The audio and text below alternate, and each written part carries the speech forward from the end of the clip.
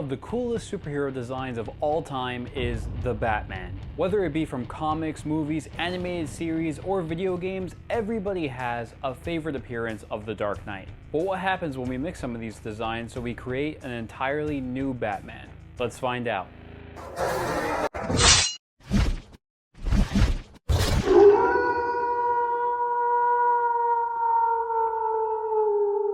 What's happening, everybody? I'm Batwolf and welcome to another episode of Our Time. In this episode we are going to use a randomized spin wheel to dictate which pieces of the many different Batman armors that we're going to be using for this new Batsuit. Before we get into the video, I just want to take a moment to thank one of my favorite creators on YouTube, the box office artist, aka James Reyes. I met him this year at Montreal Comic Con 2025 and he was super nice and gave me some great advice. Along with this incredible art that I have bought from him, I also commissioned him to draw my more beastly form. So if you love James Reyes' art as much as I do, stick around to the end of the video to see that piece. Now with the geek facts out of the way, let's gather our utility belt with our gadgets and let us begin.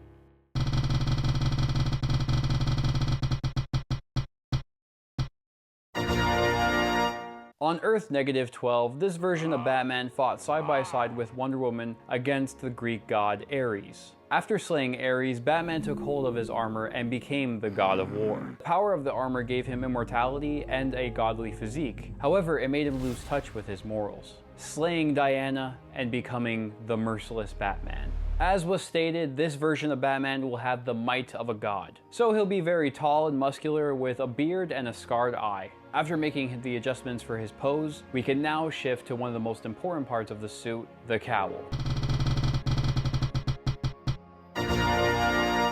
So for the cowl, we have Christian Bale's legendary look from The Dark Knight. This look behind the scenes was actually based off of a motorcycle suit, allowing Bale to have proper mobility around his neck. You want to be able to turn your head. It sure made backing out of the driveway easier. This meant that our Batman will not have the white piercing eyes and instead have the dark eye makeup, which looked pretty cool with a singular blue eye. Now another very important part of the suit, we have the symbol. For this version of Batman, we are going to be using the symbol from the Kingdom Come story. This older version of Batman had been scarred and beaten down over the years and has to use an exoskeleton to move around, and eventually crafts this suit so that he can fight the new threats. I think this large and sharp symbol really does well with the armor we have going here, which really matched well with the next part of our armor, the suit layout.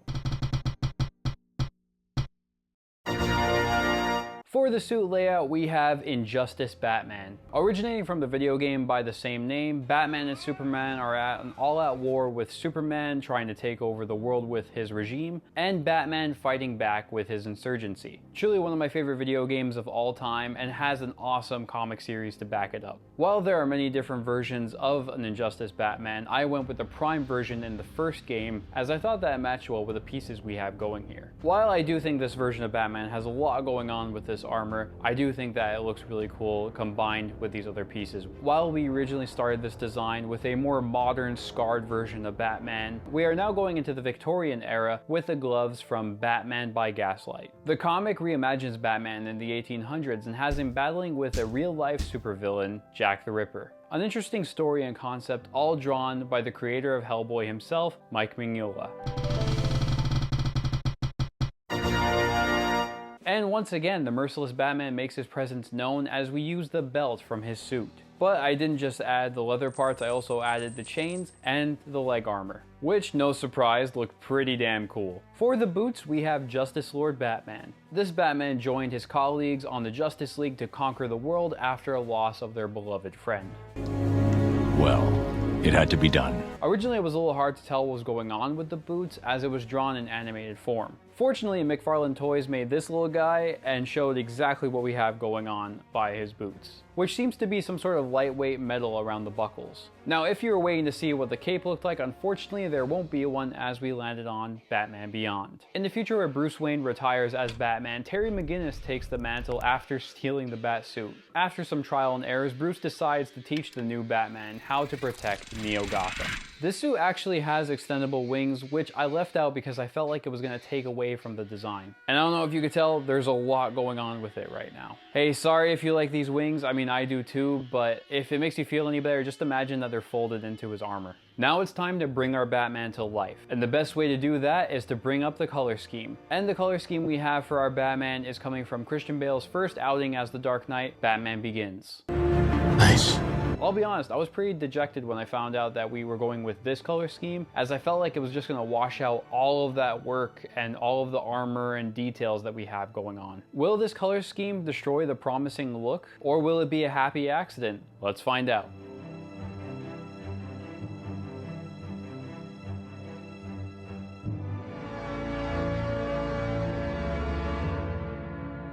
So here's our new Batman design. I'm really glad that the color scheme worked out, and I gotta say, I really enjoyed this challenge of ours. This Batman almost looks like he's a survivor of a post-apocalyptic world who had to stitch his suit together, which may or may not be the plot of a future video that I have coming out, so stay tuned for that. For those of you who stuck around to the end, here is my commission from the box office artist.